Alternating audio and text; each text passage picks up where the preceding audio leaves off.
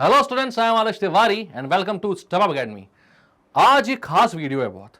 आज के इस वीडियो में हम क्या डिस्कस करने वाले हैं, तो हम डिस्कस करने वाले हैं tips to score good marks the Mahi वे।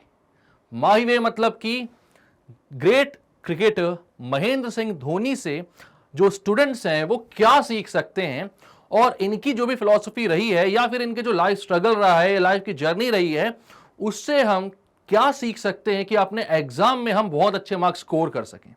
ठीक है, तो बहुत इंटरेस्टिंग सा ये वीडियो होने वाला है। इनकी कुछ स्टोरीज हैं जिसको आप एग्जाम्पल के तौर पर ले सकते हो और उससे मोटिवेट हो सकते हो और अपने एग्जाम में स्कोर कर सकते हो फुल मार्क्स। ठीक है, चलो तो स्टार्ट करते हैं वीडियो को। तो ये कुछ टिप्स हैं जिनको मैंने खास तौर से महेंद्र सिंह धोनी की लाइफ से लिया है। इनकी कुछ स्टोरी से रिलेट करते हुए हम ये सीखेंगे कि कैसे हम स्कोर करें अच्छे नंबर अपने एग्जाम्स में। तो सबसे पहली बात है भाई, बी फोकस्ड एंड डेडिकेटेड।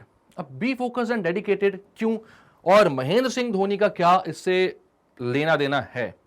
तो जैसे हम बात करें कि जब महेंद्र सिंह धोनी टीम इंडिया में आए तब ऑलरेडी उसमें बहुत बड़े बड़े क्रिकेटर्स थे, जैसे युवराज सिंह, गौतम गंभीर, वीरेंद्र सहवाग, सचिन तेंदुलकर, राहुल द्रविड़, सौरव गांगुली, बहुत बड़े बड़े नाम जो लेजेंड्स हैं क्रिकेट के। बट उसके बाद भी महेंद्र सिंह धोनी आए और उन्होंने पूरे दुनिया में अपना नाम बनाया। लेकिन आप जानते हो कि युवराज सिंह की अगर मैं बात करूं तो उनके जो पेरेंट्स थे, उन्होंने बचपन से ही, खासतौर से उनके जो फादर थे, उन्होंने बचपन से ही घंटों घंटों तक युवराज सिंह से नेट्स में प्रैक्टिस करवाई, उनका पसीना बहाया ताकि वो इतने बड़े क्रिकेटर बन सके। लेकिन क्योंकि महेंद्र सिंह धोनी जो हैं वो एक लोअर मिडिल क्लास फैमिली को बिलोंग करते थे, तो उनको कोई फिक्स्ड ही टाइम अलाउ किया गया था भाई कि आप जाइए आराम से और आपके पास 2 घंटे हैं, 2 घंटों में आपको जो खेलना है खेल के आओ। और वो 2 घंटे ही महेंद्र सिंह धोनी इस तरीके से यूटिलाइज करते थे कि उन्होंने अपनी क्रिकेट की स्किल्स को इतना डेवलप कर लिया कि आज वो महानतम क्रिकेटरों में से एक है। तो यही बात है बी फोकस्ड एंड डेडिकेटेड। अब स्टूडेंट की लाइफ से कैसे रिलेट होती है, तो हम जब एग्जाम आता है खास तौर पर तो हम बैठ जाते हैं और पढ़ाई करने से पहले जनरली क्या होता है कि कॉल लगाते हैं अपने फ्रेंड को और बोलते हैं कि हेलो, हाँ भाई कितनी पढ़ाई होगी। तो वो बोलता है यार मेरा 1 चैप्टर हो गया। अगर हमारा 2 हुआ होता तो हम खुश हो जाते हैं, अगर 1 भी नहीं हुआ होता तो हम डर जाते हैं। फिर पूछते हैं भाई कितने घंटे से पढ़ रहा है, वो बोलता है मैं 8 घंटे से पढ़ रहा हूं। हम डर जाते हैं कि यार ये 8 घंटे क्या मेरे लिए पॉसिबल है। बट वो 8 घंटे मैटर नहीं करते हैं। कई सारे स्टूडेंट्स को मैंने ऐसा देखा है कि वो हाँ भाई 8 घंटे से बुक खोलकर बैठे तो हुए हैं, लेकिन एक क्वेश्चन पढ़ने के बाद एक बार व्हाट्सएप खोला, चैट करने लगे, फिर गए बाहर गए भाई कुछ खा पी कर आ गए, छोटा सा थोड़ा सा टीवी में कोई पिक्चर आ रही थी, लास्ट एंड चल रहा था, वो देख कर आ गए, फिर वापस बैठ गए और पढ़ाई करने लगे। तो वो 8 घंटों का इतना मैटर नहीं है। मैटर करते हैं वो 2 घंटे या 3 घंटे जिसमें आप फुल्ली फोकस्ड एंड डेडिकेटेड होकर अपनी पढ़ाई करते हो। तो अगर आप जो भी कर रहे हो उसके लिए फुल्ली फोकस्ड एंड डेडिकेटेड हो तो टाइम मैटर नहीं करता है, ठीक है, उसकी क्वालिटी मैटर करती है। ये थी टिप नंबर 1। अब चलते हैं आगे टिप नंबर 2 पर। तो यहां पर है एंजॉय व्हाट यू डू। आप जो भी करते हो उसको बहुत ही इंजॉय करके करो। महेंद्र सिंह धोनी जब भी क्रिकेट खेलते थे तो वो ये नहीं सोचते थे कि मेरा प्रोफेशन है, वो उसको एंजॉय करते थे। वो उसको एंजॉय करते थे इसलिए वो दिन भर क्रिकेट खेल सकते हैं, दिन भर वो प्रैक्टिस कर सकते हैं, दिन भर वो विकेट कीपिंग की प्रैक्टिस कर सकते हैं, क्योंकि वो उसको एंजॉय करते हैं। अगर आप भी पढ़ने बैठो और उसको ये सोचकर मत पढ़ो कि यार ये तो पढ़ाई करनी है, मजबूरी है मेरी, मेरे को नंबर नहीं मिलेंगे अगर मैं पढ़ाई नहीं करूंगा तो, और ऐसा सोचकर अगर बैठोगे तो आप कभी उसको एंजॉय कर ही नहीं पाओगे, और कभी एंजॉय नहीं करोगे तो अच्छे से आपके दिमाग में अपनी जगह बना ही नहीं पाएगा। आप हिस्ट्री पढ़ने बैठे हो, मान लो आप पढ़ रहे हो महात्मा गांधी के बारे में या अशोक के बारे में, तो आपको ये सोचकर पढ़ना है कि भाई ये इतिहास है हमारा, ये हमें पता होना चाहिए कि क्या हो रहा था पहले हमारे देश में और क्या आगे हो सकता है। ये सारी चीजें हम बैठकर पढ़ रहे हैं, तो ये एंजॉय करके पढ़ो कि ये कहानी है, इसको इस तरीके से लो कि ये मेरा ज्ञान बढ़ा रही है। कल मैं लोगों से बातें करूंगा तो मुझे ये बोलने में मेरे पास फैक्ट्स होंगे। आप मैथ्स पढ़ रहे हो तो उसको भी एंजॉय करो। बड़ा ही भाई मजेदार चीज होती है मैथ्स में क्वेश्चंस को सॉल्व करना। जब आंसर आते हैं ना तो एक अलग ही किस्म की खुशी मिलती है। फिजिक्स के फिनोमेना आप पढ़ो जब, तो आप उसको रिलेट करो कि भाई प्रैक्टिकली ये सारी चीजें मैं कैसे देख सकता हूं। इन सारी चीजों को जब आप रिलेट करोगे, अपने विजन को बेहतर बनाओगे, तो चीजों को अपने आप एंजॉय करने लग जाओगे आप। और जब आप एंजॉय करोगे तो हार्ड वर्क आपसे कब हो जाएगा ये आपको पता ही नहीं चलेगा, और लास्ट में आप यही कहोगे कि भाई कि हार्ड वर्क जो होता है ना वो इतना भी हार्ड नहीं होता है।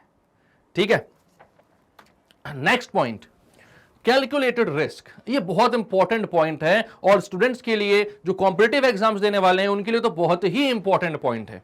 अब क्या होता है ना, कैलकुलेटेड रिस्क यहां पर महेंद्र सिंह धोनी की लाइफ से क्यों जुड़ा हुआ है, आप सभी को मालूम होगा 2007 T20 वर्ल्ड कप का फाइनल पाकिस्तान के अगेंस्ट मैच था। पाकिस्तान के अगेंस्ट वर्ल्ड कप का मैच हो, फाइनल ना भी हो तो भी बहुत बड़ा है, और वर्ल्ड कप का मैच ना भी हो, एक ही मैच कहीं पर सिंगल भी हो रहा हो तो भी वो बहुत बड़ा और प्रेशर सिचुएशन वाला मैच होता है। अब सोचो पाकिस्तान के अगेंस्ट आप पहले T20 वर्ल्ड कप में फाइनल खेल रहे हो, आपके पास 20th ओवर में बॉलिंग करवाने के लिए आप किसको लेकर आते हो, जोगिंदर शर्मा को, जो कि कौन है, जो पहली सीरीज खेल रहा है, एक पार्ट टाइम ऑलराउंडर है, पूरा बॉलर भी नहीं है, बट स्टिल आपने उसे 20th ओवर फिकवाया, फाइनल ओवर फिकवाया। ऐसी क्या सोच थी धोनी के दिमाग में, तो उससे 18th या 19th ओवर भी तो फिकवा सकते थे, बट उन्होंने ये सोचा कि हो सकता है कि 18th या 19th ओवर अगर जोगिंदर शर्मा करें तो मिसबाह उसी ओवर में मैच खत्म कर दे, बट अगर जोगिंदर 20th ओवर करेगा तो फाइनल ओवर का जो प्रेशर है वो मिसबाह के दिमाग में भी होगा, और जोगिंदर के लिए ये एडवांटेज हो सकता है, और वही प्रेशर जो था उसने मिसबाह से गलती करवा दी और वो आउट हो गया, हम वर्ल्ड कप जीत गए। अब ये कैलकुलेटेड रिस्क आपके कैसे काम आ सकता है, तो आप एमसीक्यूज में जाते हो, ठीक है। अब रिस्क लेना बहुत अच्छा हो सकता है अगर वो कैलकुलेटेड हो, लेकिन अगर कैलकुलेटेड नहीं है तो वहीं आपकी दिक्कत वो बढ़ा भी सकता है। आप एमसीक्यूज में जाते हो, 4 ऑप्शंस हैं आपके पास, ठीक है, आपको नहीं पता इसका आंसर क्या हो सकता है, बट आपकी कैलकुलेशन के हिसाब से ऐसा लग रहा है कि ये 3 ऑप्शंस तो इसके नहीं हो सकते, तो आप जो गलत ऑप्शन है उसको हटाते जाओ और लास्ट में अपने आप सही ऑप्शंस तक पहुंच सकते हो, उसको टिक करके आपके मार्क्स अच्छे आ सकते हैं। तो अगर आप रिस्क लेते हो कैलकुलेटेड तो वो आपके एग्जाम्स में भी आपको बहुत ज्यादा हेल्प कर सकता है, ठीक है। बट हाँ याद रखना कैलकुलेटेड होना चाहिए, ऐसी तुक्का मारने को रिस्क लेकर जीत जाना मत सोचना कभी भी। धोनी कभी भी रिस्क लेते थे तो वो बहुत कैलकुलेटेड होता था। Next point, short term goal बनाओ। धोनी जब मैच खेलते थे ना तो ये नहीं सोचते थे कि यार मेरे को 320 रन का टारगेट चेस करना है, वो ये सोचते थे कि मेरे पास अभी मेरे सामने ये बॉलर बॉलिंग कर रहा है, मैं हर बॉल को उसकी मेरिट पर खेलूंगा और इस गेम को लास्ट तक लेकर जाऊंगा, और अगर मैं ऐसा करता रहा तो मैं अपने आप अपने टारगेट तक पहुंच जाऊंगा। तो आप भी पहले दिन आज बैठे हो भाई, आज आप क्लास 10th या क्लास 12th में एंटर करते हो और एम बना लेते हो क्या भाई 95% लेकर आना है, आपने पहले दिन एम बनाया 95% लाने के लिए, लेकिन उसके लिए काम करना चालू नहीं किया। धोनी ने हमेशा कहा है भाई टारगेट या एम या मोटिवेशन ये कुछ भी उतना इंपॉर्टेंट नहीं है जितना इंपॉर्टेंट है प्रोसेस, जितना इंपॉर्टेंट है प्रोसेस। आप अगर प्रोसेस पर ध्यान नहीं दोगे तो वो एम को आप कभी अचीव नहीं कर पाओगे। आपने आज तो अपना ये टारगेट बना लिया कि मुझे 95% लाना है, लेकिन उसके लिए कर क्या रहे हो आप हर घंटे को वेस्ट कर रहे हो, कभी थोड़ा सा पढ़ाई की कभी नहीं करी, क्योंकि भाई भी बहुत टाइम है उस टाइम को आने के लिए जब आपको 95% स्कोर करना है, तो आप चीजों को टालते रहोगे और लास्ट में ऐसा दिन आएगा कि भाई अब 1 महीने बाद एग्जाम है, स्टिल हम उसी कंडीशन पर हैं जो हम शुरुआत में थे, अभी भी हमारा टारगेट वही 95 स्कोर करना है, अभी कोई सा भी हमारा जो टारगेट था वो मिस नहीं हुआ है, तो हम अभी भी इस उम्मीद में है कि हाँ 1 महीने में 95% स्कोर कर लेंगे। लेकिन अगर इसी चीज को आप क्या करो, हर घंटे, हर 4-5 घंटे, हर दिन ऐसे करके आप टारगेट अपने फिक्स करो कि हाँ भाई इस टाइम को मेरे को ऐसे यूटिलाइज करना है, यहां पर मुझे इतना इतना अपना जो पार्ट है कोर्स का वो कवर करते हुए चलना है, तो एग्जाम के आने के बहुत पहले ही आप एक अच्छी पोजीशन में होगे और आप फिर रिवीजन करके अच्छी प्रैक्टिस करके 95% का जो टारगेट है वो अपने आप ही पालोगे और आपको ये पता भी नहीं चलेगा। तो बहुत बड़ा, बहुत दूर का एम बनाने से अच्छा है शॉर्ट टर्म गोल बनाओ और प्रोसेस पर बिलीव करके उस पर काम करना स्टार्ट कर दो, ठीक है। ये थी अपनी टिप नंबर 4। इसके बाद क्या, तो अब motivation should come from with in. ये बहुत इंपॉर्टेंट टॉपिक है और मैं हमेशा बोलता हूं, बच्चे जो होते हैं ना ये सोचते रहते हैं कि YouTube पर मैं वीडियो देख लूं, जैसे कई सारे ये इस वीडियो को भी यही सोचकर देख रहे होंगे कि इस वीडियो से मैं मोटिवेट हो जाऊंगा। बहुत बड़े बड़े मोटिवेशनल स्पीकर होते हैं और वो ये सोचते हैं बच्चे ये सोचते हैं कि इनके वीडियो देखकर मैं बहुत ज्यादा मोटिवेट हो जाऊंगा, या फिर वो ये सोचते हैं कि एलॉन मस्क को देख रहा हूं, मैं मोटिवेट हो रहा हूं, उसके बारे में जान रहा हूं। ठीक है भाई, मोटिवेशन जो है ना इन सबको देखकर नहीं आएगी, वो आपके अंदर से आनी चाहिए। धोनी अगर वहां पर उस टाइम पर ये देखते कि टीम में कौन खेल रहा है, मैं उसको देखकर मोटिवेट हूं, तो वहां पर उस टाइम पर सारे सिटी के लोग खेलते थे, सारे बड़ी बड़ी सिटी के जो रिप्रेजेंट करते थे वो इंडियन क्रिकेट टीम में बड़ा नाम बनाकर बैठे हुए थे।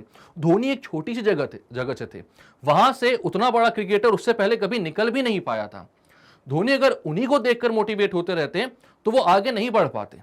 उन्होंने सोचा कि अगर आज मैं कुछ करता हूं तो वो किसके लिए करूंगा, खुद के लिए करूंगा। नाम किसका बनेगा, मेरा बनेगा, मेरी फैमिली का बनेगा, और उसके बाद मुझे देखकर इस जगह के लोग खुद कितना मोटिवेट हो पाएंगे।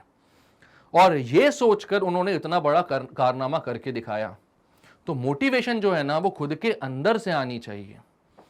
आप जब चाहते हो, स्टूडेंट को तो मैं हमेशा बोलता हूं, अगर आपको मोटिवेट होना है तो भाई जब आपके पिता या आपकी माता, जो आपके पेरेंट्स हैं, वो आपकी फीस भरते हैं ना, तो उनके आंखों में जो आपके लिए उम्मीद होती है उसको देख के मोटिवेट हो। जब आप छोटी छोटी अपनी सक्सेस को आकर अपने पेरेंट्स से डिस्कस करते हो तो उनके आंखों में जो खुशी होती है उसको सुनते वक्त, और वो अपने अड़ोसियों पड़ोसियों को वो छोटी सी बात बताकर जो खुश होते हैं कि देखो आज मेरा बेटा मॉनिटर बन गया, देखो आज मेरे बेटे ने यूनिट टेस्ट में फुल मार्क्स स्कोर किए, उस खुशी को देख के मोटिवेट हो। बाहर और कुछ देखने की जरूरत नहीं है, आप खुद से अपने परिवार वालों को देखकर अपने लिए मोटिवेट हो सकते हो। तो motivation should always come from with in. आज आप ये चीज ठान लो, हमें मोटिवेट होना है, किसी की जरूरत नहीं है, हमें खुद के लिए ही करना है जो भी करना है। Last but not the least, एक बहुत ही इंपॉर्टेंट पॉइंट जिसके लिए दुनिया महेंद्र सिंह धोनी की तारीफ करती है, ऑलवेज कीप इट कूल। हमेशा हमेशा हमेशा दिमाग को काम रखो, चाहे सिचुएशन कितनी भी टेंस्ड हो, सिचुएशन कितनी भी प्रेशर वाली हो, हमेशा दिमाग को काम रखो, कूल रखो। कभी ना यूट्यूब पर ही सर्च कर लेना, धोनी रैन फास्टर देन बोल्ट, ठीक है, तो एक वीडियो सामने आएगा आपके पास। उसमें क्या था ना, लास्ट बॉल पे बांग्लादेश को जीतने के लिए 2 रन चाहिए थे, हार्दिक पांड्या बॉलिंग कर रहे थे, ठीक है, और धोनी ने अपने ग्लोव्स उतार दिए थे, क्योंकि उन्हें हमेशा से पता होता था कि बॉल अगर मेरे पास आएगी तो जो बैट्समैन है वो रन करेगा ही करेगा, तो मैं उसे थ्रो करूं तो उसके लिए मेरे हाथ में कीपिंग ग्लोव्स नहीं होने चाहिए ताकि मैं एम ठीक से लगा सकूं।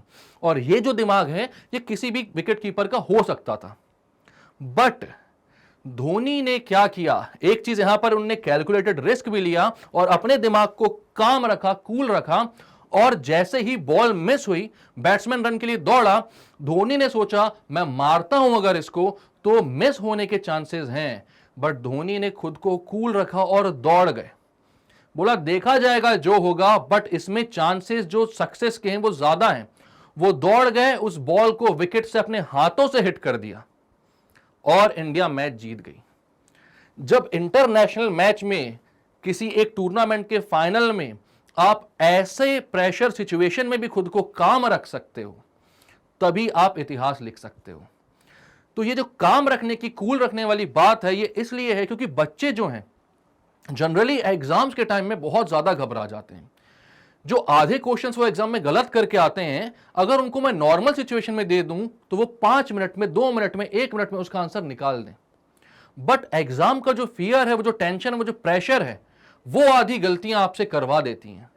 तो अगर आप एग्जाम के टाइम पर थोड़ा सा कूल रहो, काम रहो, कंपोज रहो, तो जो आधी मिस्टेक्स होने के जो चांसेस होते हैं ना, वो वैसे ही दूर हो जाते हैं। अपने दिमाग को थोड़ा सा अपने कंट्रोल में रखो और घबराओ मत। एग्जाम में जो क्वेश्चन नहीं भी आता है उसको थोड़ी देर के लिए छोड़ दो, लास्ट में उसे अटेम्प्ट करो। जब बाकी सारे क्वेश्चंस आप कर चुके हो, तब उस क्वेश्चन में जो आपका दिमाग लगेगा, वैसा दिमाग आप कभी और नहीं लगवाए होगे। जो एग्जाम के टाइम पर मेरा खुद का एक्सपीरियंस है, किसी भी क्वेश्चन को सॉल्व करने के लिए जो दिमाग हमारा चलता है, नॉर्मल सिचुएशन में उतना अच्छा दिमाग नहीं चल पाता, क्योंकि वहां पर हमारी हेल्प के लिए कोई भी नहीं होता है। तो हमारे पास हमारे ब्रेन की जितनी भी पोटेंशियल होती है हम यूज कर लेते हैं, बट ये तभी हो पाता है जब हम कूल रहें, काम रहें। अगर हम डर गए तो फिर बनते हुए क्वेश्चंस भी हम क्या कर देते हैं, गलत कर देते हैं। तो आई बात समझ, ये सारे जो वेज हैं ये थे आपके माही वे, मतलब कि इन वे को यूज करके आप अपने एग्जाम्स में बहुत अच्छे मार्क्स स्कोर कर सकते हो। आई होप आपको ये वीडियो पसंद आया होगा, और अगर ये वीडियो पसंद आया है तो सब्सक्राइब कर लीजिए हमारे चैनल को, लाइक कीजिए इस वीडियो को और शेयर कीजिए इसको अपने सारे फ्रेंड्स एंड रिलेटिव के साथ। मैं और भी नए वीडियोस आपके लिए लेकर आऊंगा, तब तक के लिए bye bye and take care.